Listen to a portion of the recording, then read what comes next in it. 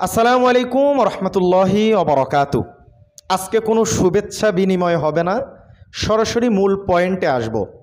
Title এবং থাম্বনেইলে যে বিষয়টা দেখছেন সেই ব্যাপারটা নিয়ে আমরা 2-3 মিনিট পরে কথা বলবো। আরও মোটামুটি 15-20টা প্রতিবেদন আছে, আমরা কাভার করব।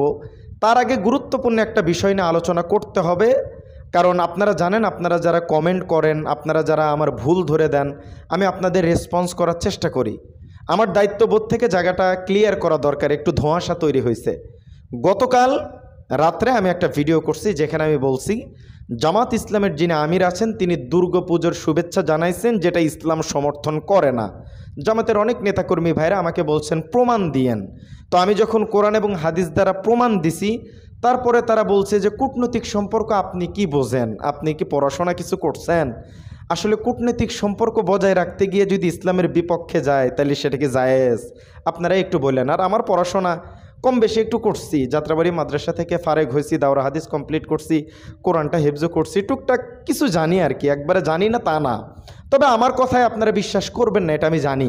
এজন্য আজকে এমন একজন ব্যক্তির প্রমাণ আপনাদেরকে দিব, তখন আর আপনারা কেউ উল্টাতে পারবেন না। আপনারা স্ক্রিনে যাকে দেখতে পাচ্ছেন মুফতি রেজাউল করিম আবরার ভাই, তাকে তো আপনারা সকলেই চিনেন। তিনি যে ফতুয়াটা দিচ্ছেন এবার একটু দেখেন, স্ক্রিনে দেখেন। তিনি বলছেন কোনো ধরনের যদি তবে কিন্তু ছাড়া পূজায় শুভেচ্ছা জানানো হারাম হারাম হারাম। তিনি বলছেন এই কথা।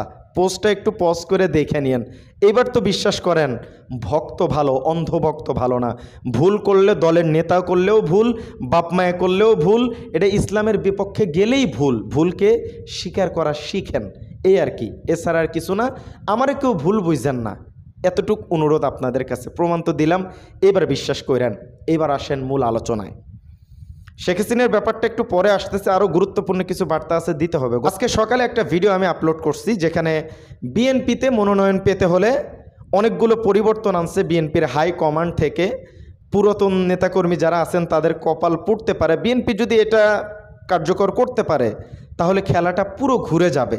সেই ভিডিও আপনারা মোটামুটি 4 মিনিট পরে কেউ দেখেন নাই, তার মানে জানেন না। তো আমি সংক্ষিপ্ত আকারে আপনাদেরকে একটু বলতেছি, শেখ হাসিনার ব্যাপারটা আসতেছি, একটু সাথে থাকেন। বিএনপিতে মনোনয়ন পেতে হলে তারা যে পরিবর্তনগুলো আনছে হাই কমান্ড থেকে, 1 নম্বর হচ্ছে প্রার্থীকে জনপ্রিয় হতে হবে। জনপ্রিয় যদি না হন তাহলে আপনার এখানে কোনো খাওয়া নাই। সাথে সাথে সৎ হতে হবে। জনপ্রিয় এবং সৎ হলেন কাজ হবে না, জনসম্পৃক্ত হতে হবে। মানুষের সাথে কথাবার্তা, আচরণ, ব্যবহার ভালো করতে হবে, তাহলে আপনি পাবেন। সেক্ষেত্রে বয়স কোনো বাধা হবে না বিএনপির মনোনয়ন পেতে। এবার বয়স কোনো বাধা বিপত্তি আনবে না, আলহামদুলিল্লাহ। এটা যদি হয়, এবং সেই সাথে যারা দলের জন্য ত্যাগ স্বীকার করছে তাদেরকে একটু বেশি প্রায়োরিটি দেওয়া হবে, এবং সেই সাথে শিক্ষিত যুবকদেরকে অগ্রাধিকার দেওয়া হবে। আপনারা কি বুঝছেন? এটা পুরো একদম খেলাটা চেঞ্জ করে দিবে। শতাধিক আসনে মনোনয়ন পেতে পারেন উচ্চ শিক্ষিত দক্ষ তরুণ। এটা বিএনপির হাই কমান্ড থেকে দিক নির্দেশনা। এটা একটু আপনাদেরকে ক্লিয়ার করলাম, আপনারা হয়তো অনেকেই শুনেন নাই। এবার আসেন আরও কিছু বিষয় আলোচনা করি। প্রথমেই আমাদের পাহাড় অঞ্চলে যে ঘটনাগুলো ঘটতেছে খাগড়াছড়ি, এর তীব্র নিন্দা জানাচ্ছি। আমাদের ইলিয়াস ভাই একটা পোস্ট করছে, সে ব্যাপারে পোস্টটা একটু পরে তারপরে শেখ হাসিনার খবরটা দিচ্ছি, সাথে থাকেন। আমাদের পাহাড় থেকে আমাদের বাহিনীর উপরে হাত তুলবে, ওরা কি আইনের ঊর্ধ্বে নাকি? ওদের বিরুদ্ধে কঠিন আইনত ব্যবস্থা নেওয়া হোক। পাহাড়ের প্রত্যেকটি ইঞ্চি মাটিতে সেনাবাহিনীকে মোতায়েন করা হোক। আপনারা জানেন যে ইদানিং পাহাড়ে যে সমস্ত কর্মকাণ্ড হচ্ছে, তারা আমাদের সেনাবাহিনী বিজিবিদের উপরে হাত তুলতেছে। এটা খুবই দুঃখজনক। এটা খুব দ্রুত এখান থেকে উত্তোলন হওয়ার জন্য সরকারকে অনুরোধ করব যে যা করা দরকার করেন। আর ওই যে শেখ হাসিনা মারা গেছেন, দিল্লিতে দাফন হয়েছে, এই কথা তো আমার না, এই কথাটা হচ্ছে আমাদের সালাউদ্দিন ভাই। তিনি বলছেন আওয়ামী লীগের রাজনীতির মৃত্যু হয়েছে ঢাকায়, দাফন হয়েছে দিল্লিতে। আওয়ামী লীগ বলতে শেখ হাসিনা, তো শেখ হাসিনার মৃত্যু হচ্ছে ঢাকায়, দাফন হয়েছে কোথায়? শেখ হাসিনার দিল্লিতে। এটা কার কথা?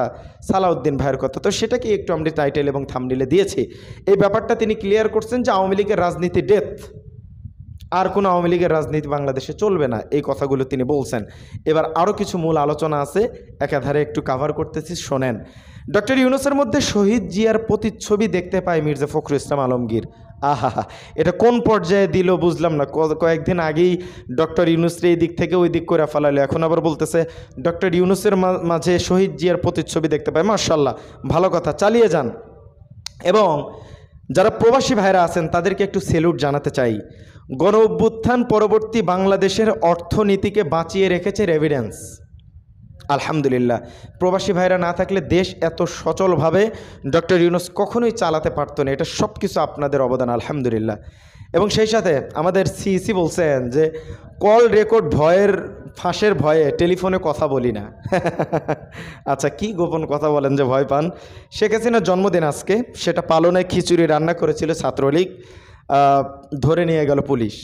ব্যাপারটা কেমন ঘটছে একটু জানায়েন। এবং দুর্গাপূজা হচ্ছে, দুর্গাপূজা ঘিরে গুজব ছড়ালে কঠোর ব্যবস্থা নেবে আমাদের স্বরাষ্ট্র উপদেষ্টা বলছে। দেখবেন যে অনেক হিন্দু ধর্মের ভাইরা, অনেক মুসলমানরা আছে, আওয়ামী লীগ নেতাকর্মীদের ভিতরে অনেকেই আছে, বিভিন্ন ধরনের এলোমেলো আগের ভিডিও, আগুন ধরা ভিডিও, ওই বাড়িতে আগুন ধরছে, এইগুলো দুর্গাপূজাকে কেন্দ্র করে চালিয়ে দেয় যে এটা এখানে ঘটলো ওখানে ঘটলো। এই সমস্ত এলোমেলো নিউজ থেকে আমাদের দূরে থাকতে হবে। এগুলো বিশ্বাস করা যাবে না। এগুলো যেখানে হবে প্রতিহত করেন। যারা পোস্ট করবে সেটার সোর্স লাগবে, সোর্স ছাড়া বিশ্বাস করবেন না। আপনারা অ্যালার্ট থাকবেন। এবং জাতীয় স্বার্থে একসঙ্গে কাজ করার অঙ্গীকার রাজনীতিবিদদের। এখন কতটুক হবে সেটা তারাই ভালো বলতে পারে। এবং আরও একটা বার্তা আপনাদেরকে দেই, আমি যদিও সেই ভিডিওটি প্রকাশ করতে চাইছিলাম কিন্তু আমি করতে পারি নাই, তার জন্য আমি আন্তরিকভাবে দুঃখ প্রকাশ করছি। কিন্তু এখন আপনাদেরকে আমি বলে দিচ্ছি, এই যে রাজীব নামক একজন সেনাবাহিনী ছিল, তার সাথে শেখ হাসিনার আন্দোলনকালে অনেক কথোপকথন হয়, সেটার একটা কল রেকর্ড আমি দেখাইতে চাইছিলাম, কিন্তু আমার দেশ পত্রিকা আগে আপলোড করে দিয়েছে, সেখানে শোনা যাচ্ছে। তো আমি সেই কল রেকর্ডটা বলতেছি যে শেখ হাসিনা বলতেছে যে মিরপুর এখানে ওখানে যুক্ত হয়েছে, তাদেরকে দমন করো যেভাবেই হোক।